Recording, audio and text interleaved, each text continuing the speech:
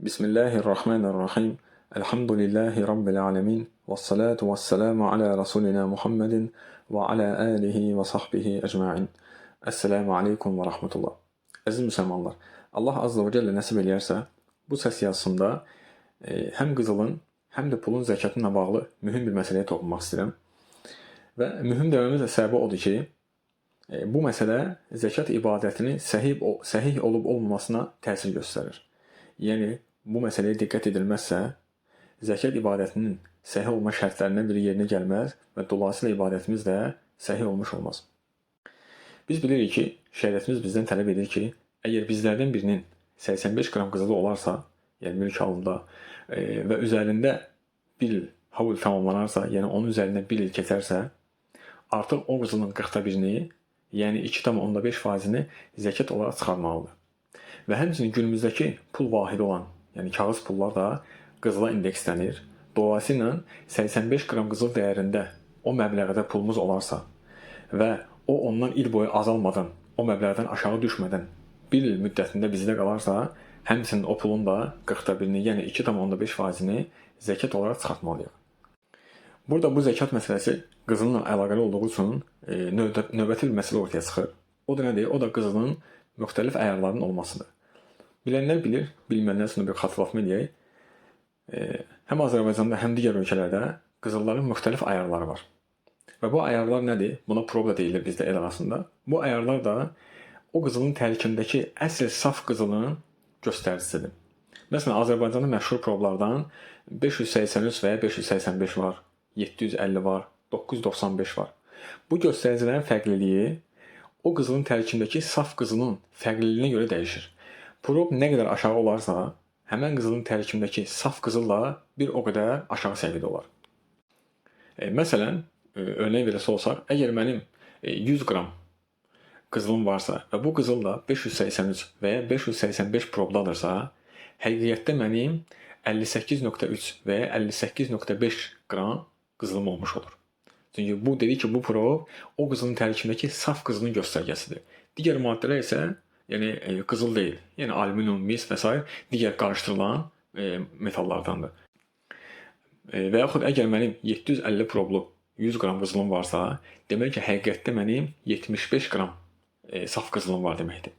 Və yaxud əgər mənim 995 problu 100 qram qızılım varsa, demək ki, mənim həqiqətdə 99,5 qram qızılım var. Yəni bu tam demək var ki, saf qızıldır. Orada yarım qram təxmini fərq edir. Yarım qramdan az bir göstərici orada fərq etmiş olur.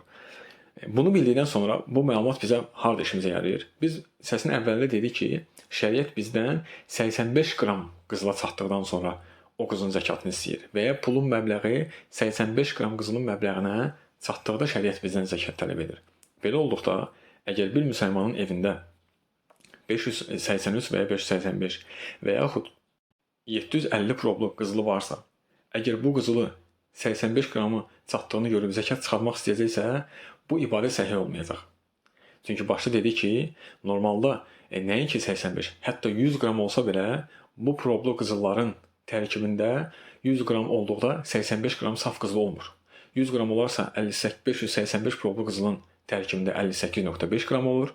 750 problu qızılın tərkibində də 75 qram saf qızıl olur. Bu da qızılın nisabının altında deməkdir. Amma yox, əgər evimizdəki qızılımız 995 qram, 995 üzr istəyirəm, problu qızıl olarsa, o zaman bunun 85-86 qrama çatması kifayət edir. Çünki bu həqiqi saf qızıl deməkdir. Bəs o zaman sual çıxır. Evində 750 problu və ya 583 və ya 585 problu qızılı olan müsəlmanlar nə vaxt zəkat çıxardacaqlar? Onu hesablayacağıq və baxacağıq ki, bu problu qızıllar neçə qram olanda tərkibindəki saf qızıl 85 qrama çatır.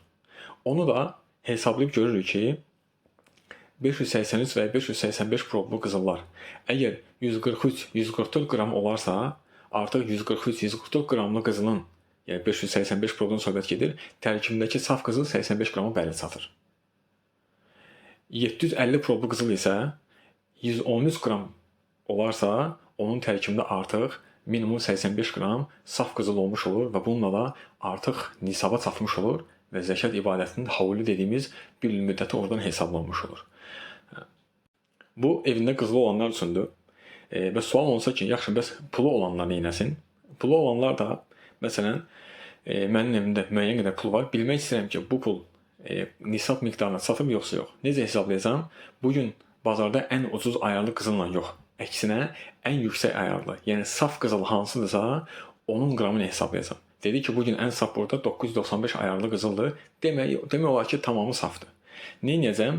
Həmin gün bazarda 995 ayarlı qızılın 1 qramı neçədirsə, onu öyrənəcəm. Məsəl üçün dedi ki, oldu 150 dollar, təxmin olaraq deyirəm.